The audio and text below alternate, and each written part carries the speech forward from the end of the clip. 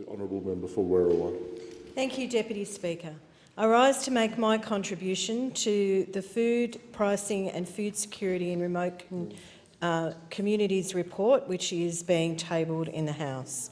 I acknowledge the traditional owners of the land on which this parliament sits and all other places in this country. I acknowledge elders past, present and emerging as the custodians of the longest living culture in the world, and that this was, is and always will be Aboriginal land. I'd like to start by acknowledging and thanking the committee members for their work during this inquiry, especially the work of the Chair, the member for Barara, and the Deputy Chair, the member for Lingiari.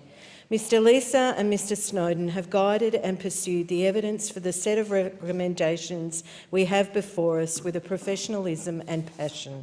It has truly been a pleasure on my behalf to learn so much from both of you.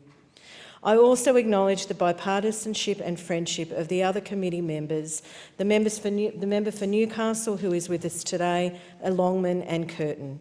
I'd also like to especially acknowledge the work of the Secretariat during this hearing. Their dedication and support, as always, was exemplary.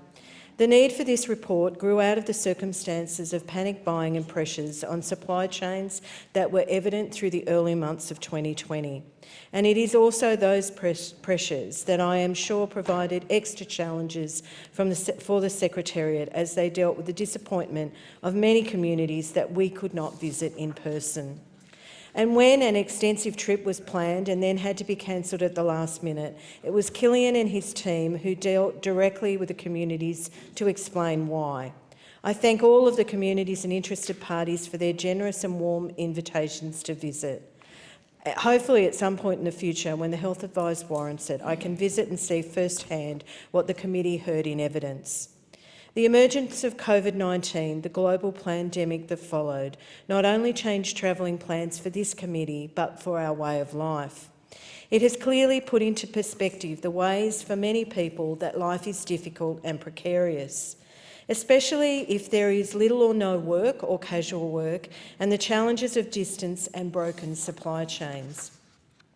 This is the second inquiry into food security by the Parliament in 11 years, and like the Closing the Gap targets, little has changed or improved for those Australian Aboriginal people who live in remote communities.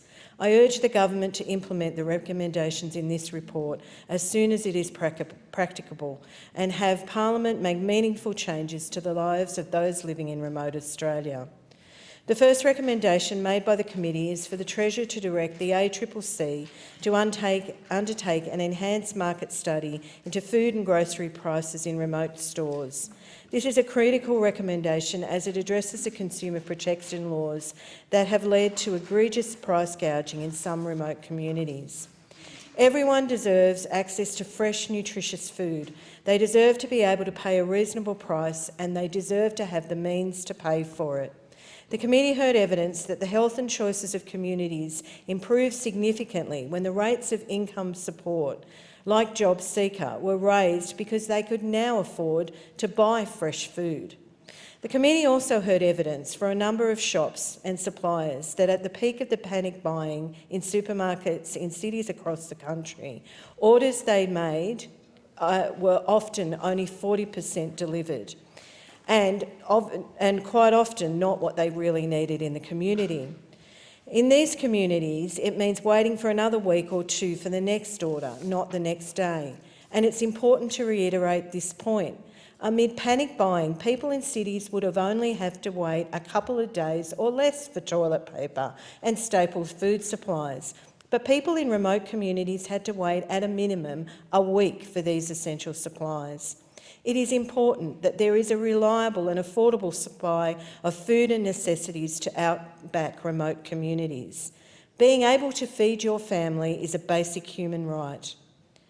For me, the evidence that was the most distressing about the lack of reliable food chains and supplies was from an Aboriginal woman elder in a remote community who told us that she fully expects that her children will be hungry for at least 3 months a year because of the lack of deliveries during the wet season. That is heartbreaking, and in 2020 it is unacceptable and intolerable in a country like ours. The government and this parliament are obliged to find the means to help all Australians, and that means they have access to clean drinking water and sufficient fresh food supplies. So everybody, no matter where they live, can have their best life. I commend the report to the parliament.